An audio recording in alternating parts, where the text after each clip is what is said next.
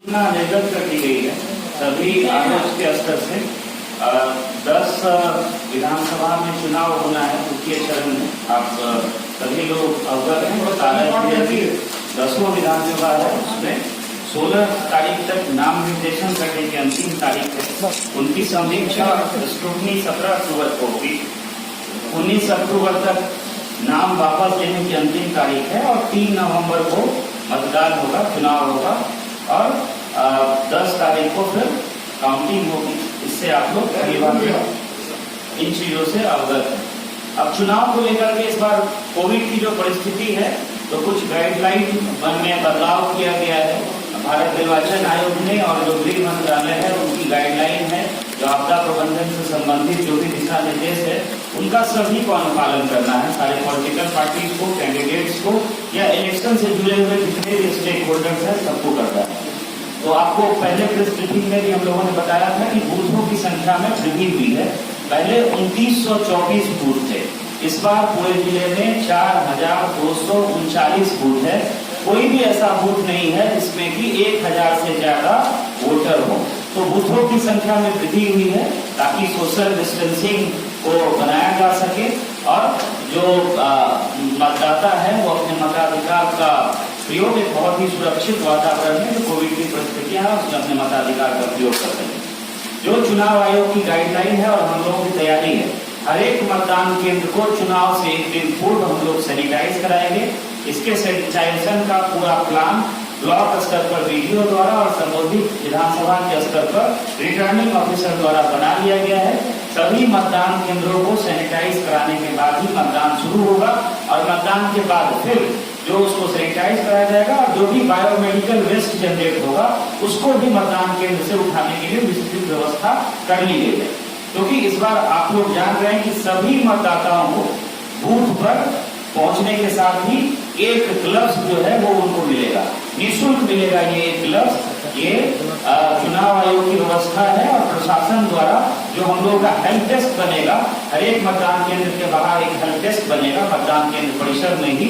वहाँ एक आशा या आंगनबाड़ी कार्यकर्ता को लगाया जाएगा जो कि थर्मल स्कैनर के साथ वहाँ बैठी होगी और हर एक मतदाता की थर्मल स्क्रीनिंग के बाद अगर उनका तापमान 100.4 डिग्री फ़ारेनहाइट से कम है, फिर रिपीट करेंगे 100.4 डिग्री फ़ारेनहाइट से कम है, तो उनको हाथ में सैनिटाइजर दे करके उनको बूथ के अंदर प्रवेश कराया जाएगा। वहीं एक ग्लव्स पकड़ा दिया जाएगा।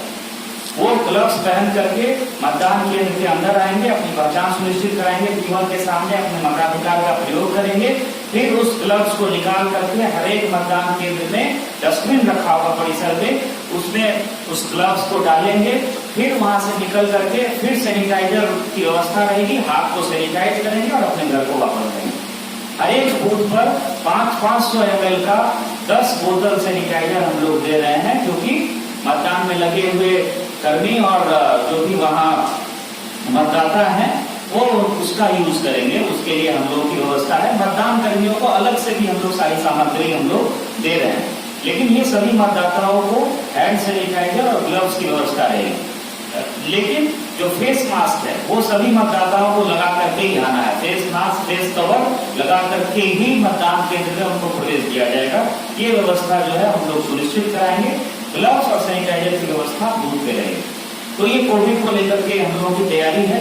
हर एक बूथ पर हम लोग यथासंभव 2-2 गज की दूरी को बरकरार रखते हुए या सोशल डिस्टेंसिंग का जो नॉर्म है जितना का हम लोग पालन करवा सकते हैं करके हम लोग गोला भी बनवा देंगे ताकि लोग एक दूसरे से सट के न खड़े हों।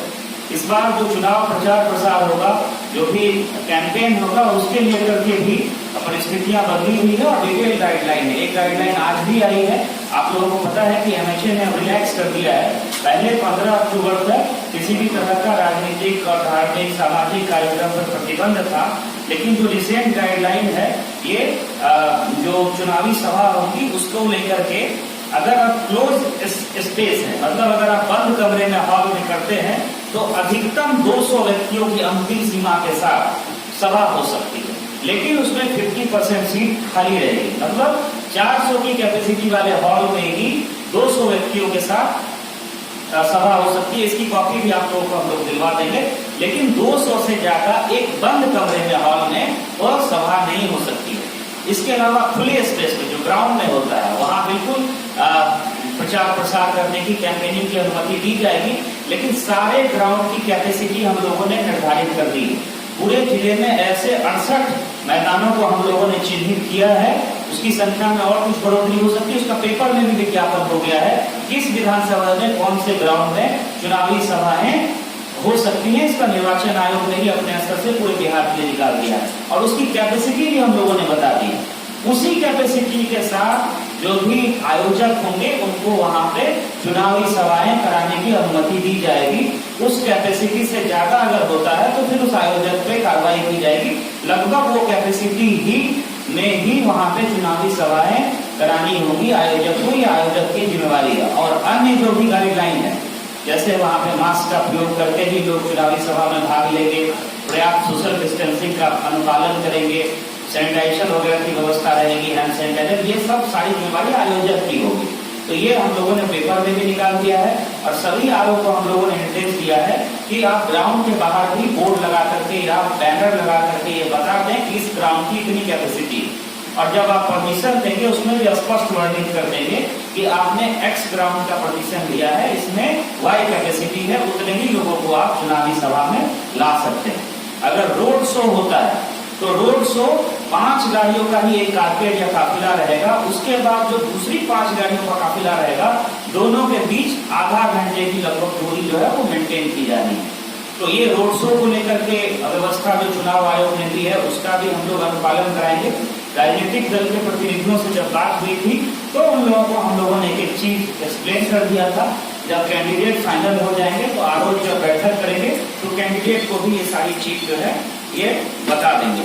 तो कोविड को लेकर के जो हम लोगों की तैयारी है बूथों पर पूरे चुनाव की प्रक्रिया में, तो उसका हम लोग अक्षरशः अनुपालन सुनिश्चित कराएंगे। नामांकन को लेकर भी कुछ बदलाव हुए हैं। अब ऑनलाइन नामांकन भी किया जा सकता है, पैसा भी ऑनलाइन जमा किया जा सकता है, और उसका प्रिंट लेकर के रिटर्निंग ऑफिसर के सामने एफिडेविट वगैरह को नोटराइज करा करके आप जमा कर सकते हैं, अगर कैंडिडेट जो भी है। और जो पहले जैसे होता था आप लिख करके अपने हाथ से भर के करते थे, वो भी प्रक्रिया है।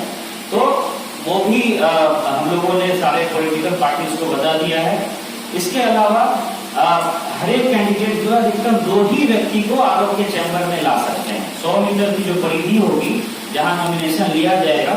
आप लोग ये भी जान रहे हैं कि 6 विधानसभा का नॉमिनेशन छपरा में लिया जा रहा है, गरखा और जो डीपीआरओ हम लोगों के इकमा के हैं उसका नॉमिनेशन कलेक्ट्रेट परिसर में, 2 नॉमिनेशन डीआरडीए परिसर में, जो डायरेक्टर डीआरडीए नॉर्थ के हैं और डीडीसी बनियापुर के हैं, 2 विधानसभा वहां लिया जाएगा।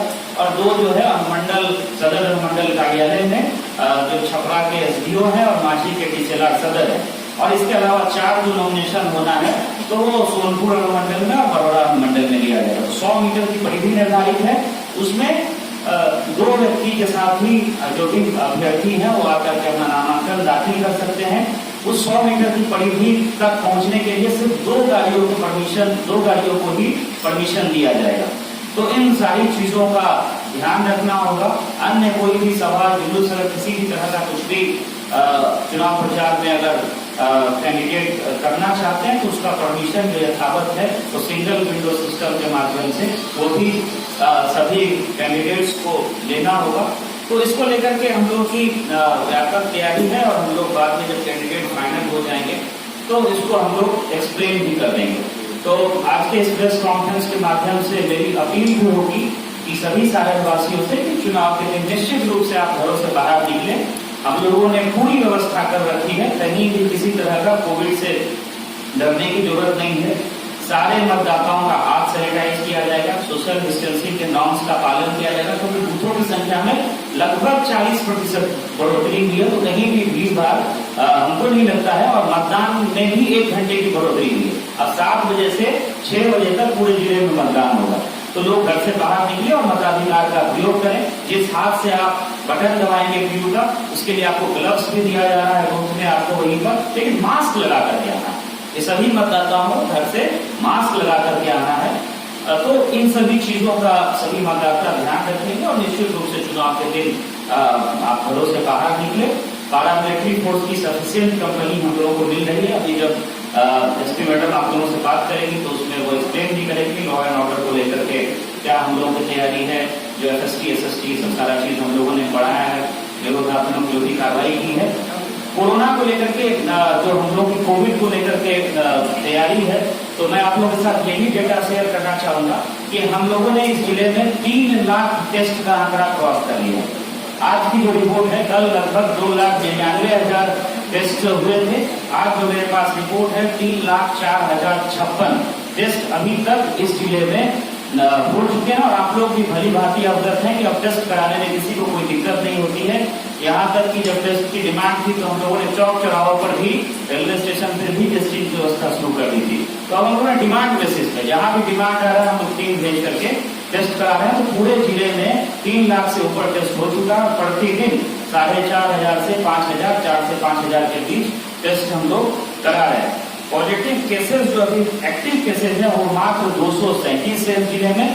तो इसको लेकर के भी पॉजिटिविटी रेट में काफी कमी आई है। आप देखेंगे तो 0.5% से भी हम लोग का कम है, 0.4% है। एक टाइम में जब आप पहले का जुलाई अगस्त का देखेंगे तो ये 13-14% हम लोगों का पॉजिटिविटी रेट हुआ करता था। जुलाई में ये जो है हम लोगों का 12% से ऊपर था। लेकिन पॉजिटिविटी रेट घटा है, लेकिन प्रिकॉशन में कोई कमी नहीं आनी चाहिए, इसका सब लोगों को ध्यान रखना होगा। तो जितने भी हमारे मीडिया आज तक हम लोग ने 12 आर्म्स जब्त किए हैं, 23 एम्यूनिशन जब्त किए हैं। आर्म्स के साथ एक जगह पे हमको 51,000 रुपए भी मिले थे क्रिमिनल्स के साथ, तो वो भी जब्त हुए हैं। इसके अलावा हम लोग ने 11,662 लोगों को बाउंड डाउन किया हुआ है। जिले में अब तक अप्रोक्सीमेटली 3,500 आर्म्स को वेरीफाई किया गया है और काफी संख्या में जो लोगों ने आर्म्स जमा कर दिए हैं या जिनकी मृत्यु हो गई है, लाइसेंसी होगी, वैसे आर्म्स को कैंसिलेशन का भी हम लोग ने अलग से प्रस्ताव दिया हुआ है। हमारे अप्रोक्सीमेटली 70 नाका अभी चल रहे हैं पूरे जिला में, जिसमें 7 बॉर्डर चेक पोस्ट है जो 24 घंटा काम कर रहे हैं। पैरामिलिट्री हम लोग को 9 कंपनी मिली है। पैरामिलिट्री को हम लोग ने प्रत्येक थाना के लिए यूज किया हुआ है, फ्लैग मार्च के लिए, रेड के लिए और एरिया डोमिनेशन के लिए।